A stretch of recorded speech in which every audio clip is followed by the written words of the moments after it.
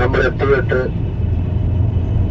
5-ാമത്തെ ദിവസം പിന്നിട്ടുകൊണ്ടിരിക്കുകയാണ്. അല്ലാഹു സുബ്ഹാനഹു വ തആല നമ്മിൽ നിന്ന് ഖബൂൽ ചെയ്ത് അനുഗ്രഹിക്കട്ടെ.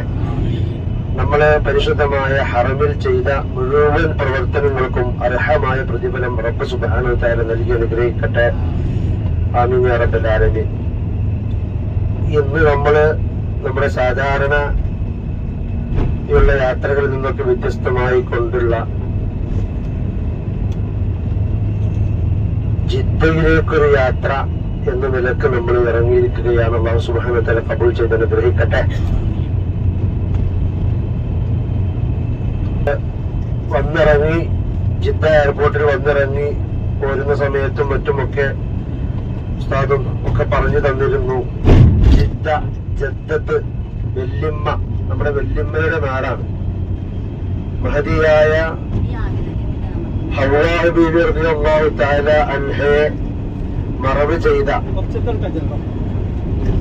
പരിശുദ്ധമായ മഖബറ നിലകൊള്ളുന്ന സ്ഥലം അത് ജിദ്ദയിലാണ്. അതുകൊണ്ടാണ് ജദ്ദത്ത് എന്ന പേരില് അത് പിന്നീട് ലോപിച്ചുകൊണ്ട് ജിദ്ദയായി മാറി.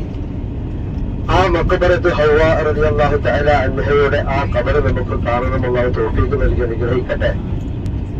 നമുക്കൊക്കെ ചരിത്രങ്ങൾ അറിയാം. മഖബറിന് ആദ്യ പിതാവായ ആദം നബി അലൈഹിസ്സലാമും മഹദിയായ ഹവ്വാ ബീവി റളിയല്ലാഹു തആല അൻഹയും ഭൂമി ലോകത്തേക്ക് വന്ന സംഭവങ്ങളൊക്കെ നമുക്കറിയാം.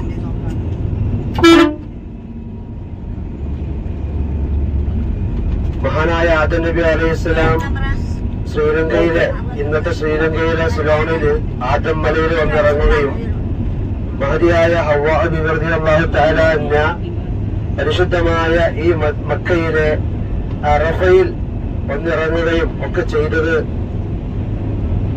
ആ ചരിത്രമൊക്കെ നമ്മൾ കേട്ടു കഴിഞ്ഞു. മഹാനായ ആദം നബി അലൈഹിസ്സലാം ഹവ്വാ ബീവിയുടെയും ഇടയിൽ സ്നേഹത്തിന്റെ ഒരു ഇൽഫത്ത് എന്നൊരു ഘട്ടമുണ്ടായത് കൊണ്ട് മാത്രമാണ് മഹാനായ ആദം നബി അലൈഹിസ്സലാം മഹദിയായ ഹവ്വാ ബീവി റളിയല്ലാഹു തആല അൻഹയെ കണ്ടുമുട്ടിയത്. ഒരുപാട് സഞ്ചരിച്ചിട്ടുണ്ടായിരുന്നു. മഹാനായ ആദം നബി അലൈഹിസ്സലാം മറ്റു ഭാഗങ്ങളിലേക്കൊന്നും പോകാതെ ഹവ്വാ ബീവി റളിയല്ലാഹു തആല അൻഹ നിലകൊള്ളുന്ന ഈ ഭാഗത്തേക്ക് വന്നു മുട്ടിയത് കൊണ്ട് തന്നെയാണ് അവരുടെ ഇടയിലുള്ള ആ സ്നേഹബന്ധം, ഒരു ഇൽഫത്ത് എന്നൊരു സ്നേഹഘട്ടമുണ്ട്. ആ ഘട്ടം അവർക്കിടയിൽ ഉണ്ടായത് കൊണ്ട് മാത്രമാണ് മഹാനായ ആദം നബി അലൈഹിസ്സലാം മഹദിയായ ഹവ്വാ ബീവി റളിയല്ലാഹു തആല അൻഹയെ കണ്ടുമുട്ടിയത്. അല്ലാഹു സുബ്ഹാനഹു വ തആല നമ്മുടെ ദാമ്പത്യ ജീവിതത്തിലും ആ ഒരു സ്നേഹബന്ധം അല്ലാഹു നിലനിർത്തി തരട്ടെ. അല്ലാഹു നൽകി അനുഗ്രഹിക്കട്ടെ. അതല്ലെങ്കിൽ മഹാനായ ആദം നബി അലൈഹിസ്സലാം മറ്റു ലോകത്തേക്ക്, മറ്റു ഏതെങ്കിലും രാജ്യത്തേക്കൊക്കെ ചുറ്റിത്തിരിഞ്ഞ് ഒരിക്കലും കണ്ടുമുട്ടാത്തൊരവസ്ഥയായിരുന്നു ഉണ്ടായിരുന്നത്. ആ ഒരു ഇൽഫത്തിന്റെ ഘട്ടം തന്നെയാണ് ഒരു ഉമ്മയുടെയും ഒരു ചെറിയ പാല് കുടിക്കുന്ന കുഞ്ഞിന്റെയും ഇടയിലുള്ള സ്നേഹബന്ധം എന്ന് പറയുന്നത്. കാരണം ഒരു ചെറിയ കുഞ്ഞ്, ഒരു മുല കുടിക്കുന്ന ഒരു ചെറിയ കുഞ്ഞ്, ആ കുഞ്ഞിനെ വീട്ടിലാക്കിയിട്ട് ഉമ്മ പുറത്തു പോയി കഴിഞ്ഞാൽ ആ കുഞ്ഞ് വീട്ടിൽ കരയുന്നുണ്ടോ എന്ന് ഉമ്മാക്ക് അറിയാൻ പറ്റും.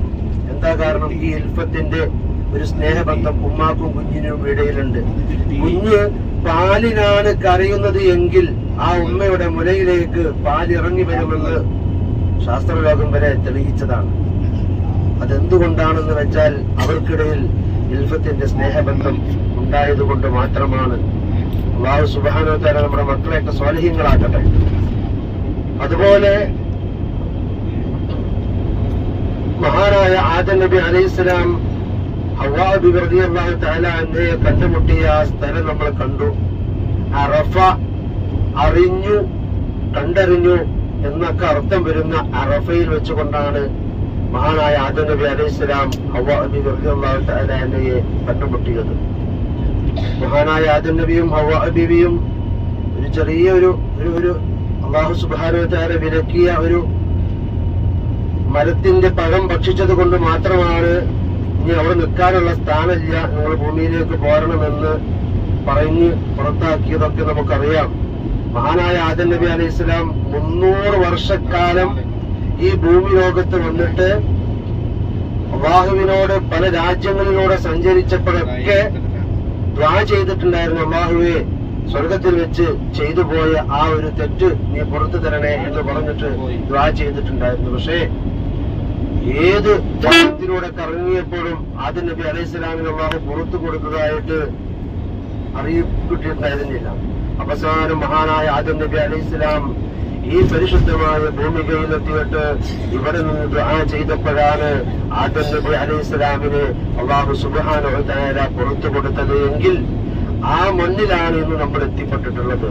നമ്മുടെ പാപങ്ങളൊക്കെ ഇവിടെ കഴുകിക്കളയാൻ വേണ്ടിയിട്ടുള്ള സന്ദർഭമാണ് നമ്മിലേക്ക് വന്ന് എത്തിയിട്ടുള്ളത്. അല്ലാഹു സുബ്ഹാനഹു വ തആല നമ്മൾ ഒരുപാട് ഇബാദത്തുകൾ എടുത്തിട്ടുണ്ട്, നമ്മൾ ഒരുപാട് ദുആകൾ ചെയ്തിട്ടുണ്ട്, എല്ലാം അല്ലാഹു കബൂലാക്കട്ടെ.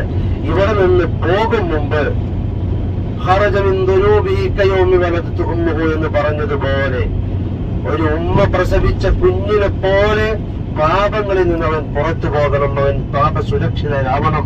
അതുപോലെ ഒരു ഉമ്മ പ്രസവിച്ച കുഞ്ഞിനെ പോലെ ഇവിടുന്ന് മടങ്ങാനുള്ള തൗഫീഖ് റബ്ബ് സുബ്ഹാനഹു വ തആല നമുക്ക് നൽകി അനുഗ്രഹിക്കട്ടെ. ആമീൻ യാ റബ്ബൽ ആലമീൻ. അസ്സലാമു അലൈക്കും വറഹ്മത്തുള്ളാഹി. നമ്മളിപ്പോൾ എത്തിപ്പെട്ടിട്ടുള്ളത് നമ്മുടെ വല്യമ്മാന്റെ വീട്ടിലേക്കാണ്, അതായത് തറവാട്. ഹവ്വാ ബീവി റളിയല്ലാഹു അൻഹയുടെ മക്ബറയുടെ ചാരത്താണ്